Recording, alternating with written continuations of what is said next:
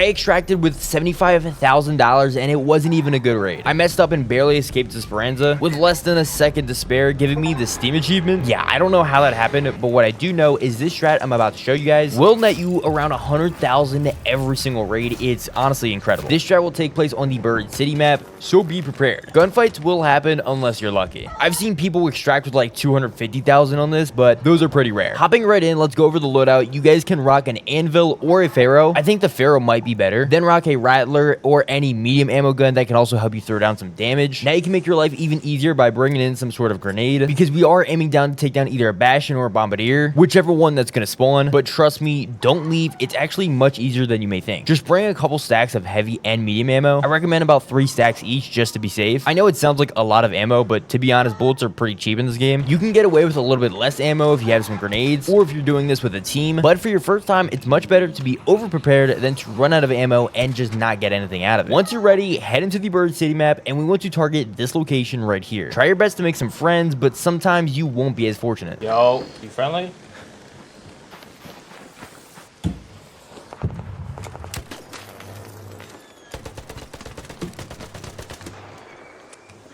Could have been friendly, bro. Once you get to the building, make your way around to the back, climb to the top of the roof, and you can get in through this window. In my case, I heard a person pulling up from behind me and decided not to take my chances since the other guy earlier didn't like me very much.